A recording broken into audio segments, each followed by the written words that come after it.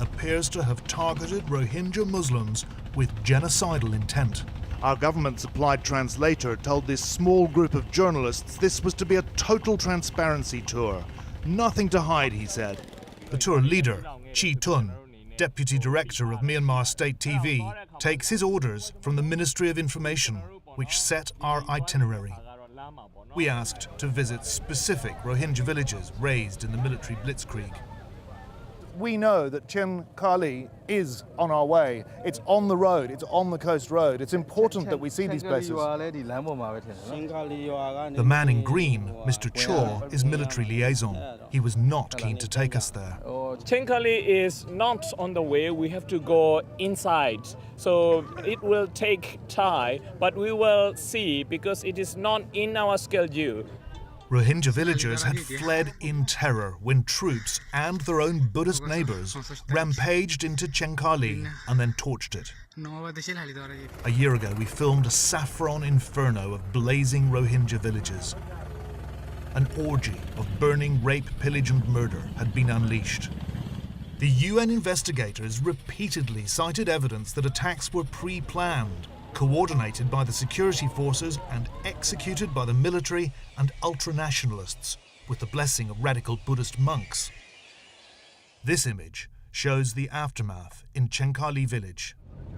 Monsoon rains and fresh growth had now cleansed the crime scene. The village was barely visible, but it was on our route. No, it looks like it. So we need to stop. Yeah. Well, we forced the convoy to stop here, otherwise they wouldn't have.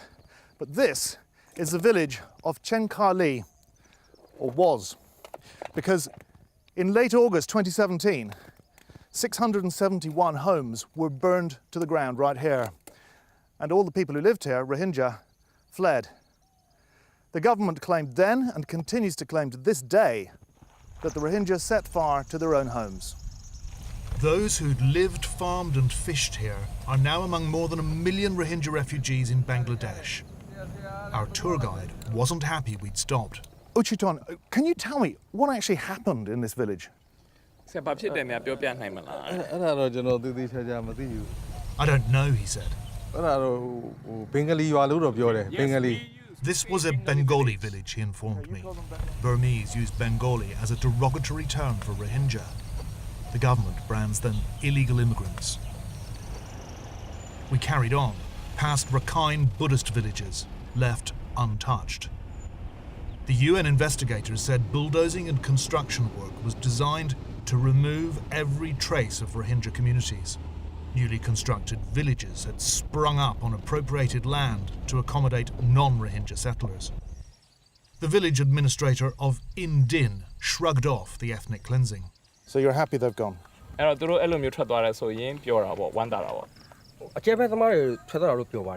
Yes, the terrorists left. We are happy. We showed him this picture of 10 Rohingya men murdered here. We asked to be taken to the mass grave. This is the photograph of the men before they were murdered. You do not know this place? It's not clear, he said, but we couldn't go there. 2 Reuters journalists had been sentenced to 7 years for investigating these murders. 7 soldiers were also jailed for the killings. We knew the men had been taken to the village school before they were killed. We showed Cho Somu that picture too. Where's this, we asked?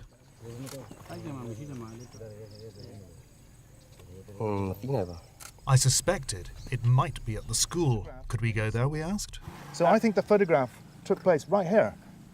Let's go and have a little look. Sorry, this is the place, because those toilets and that building, the men were right here.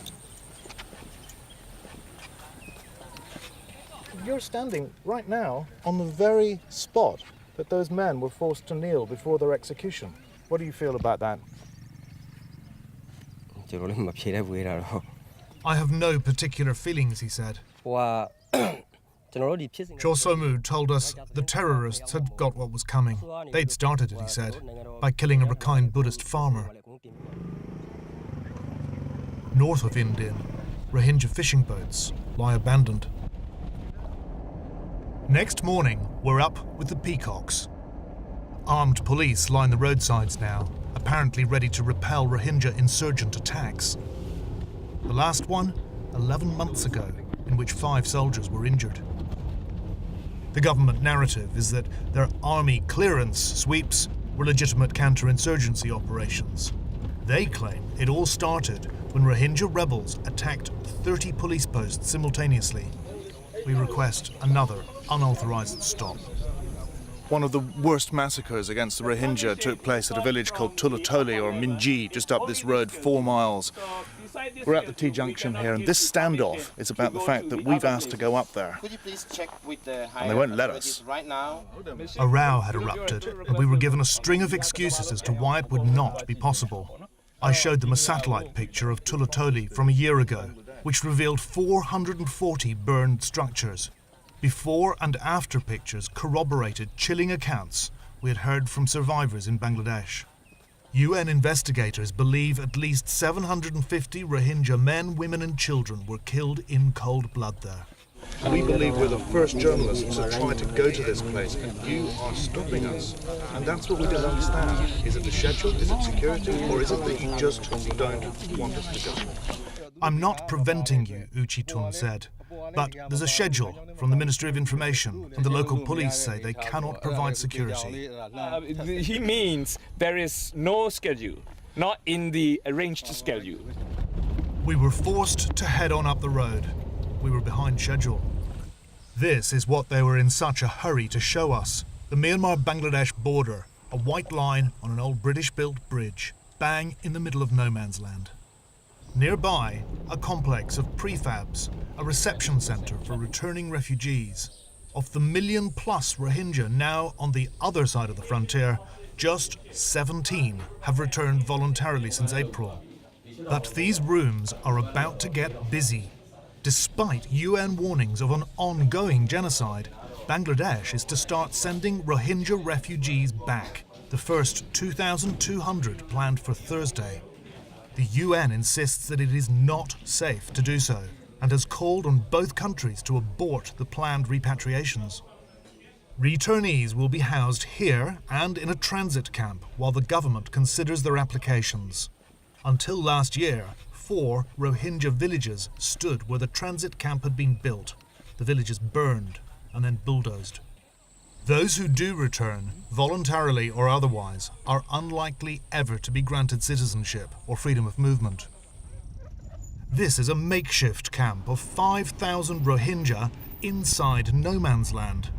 Although they'd fled their villages, they're still technically in Myanmar, so they're not refugees. But armed police stand menacingly at the fence. The 5,000 are fed by the Red Cross from the Bangladesh side. Why can you not go into Bangladesh? No, we have no intention. We are not Bengali, we are not Bangladeshi. We are still waiting to go back, to come back our homeland.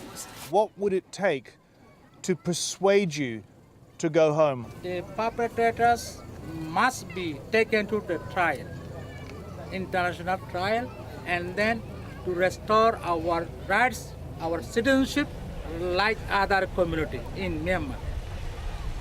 Quite why the government of Myanmar thought it was a good idea to show journalists how they treated these people is hard to fathom. I asked our government-supplied translator if he felt any sympathy for them. No, he said. Well, earlier we spoke to the UN Special Rapporteur on the situation of human rights in Myanmar. We asked Yangi Lee what situation repatriated Rohingyas would find in Myanmar. They can expect pretty much the same things as far as I see it from where I sit right now.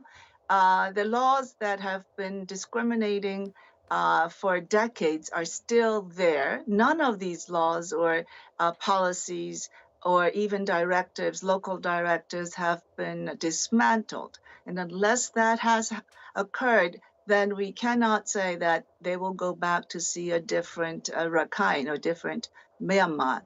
They will not have any pathway to citizenship as such. And as you have seen in many satellite photos, that everything has been razed to the ground. new constructions. And so when our fellow brothers and sisters in Cox's Bazar go back to their place of origin, they will not be able to recognize the place that they had left because there's new constructions built from where their land has been razed to the ground.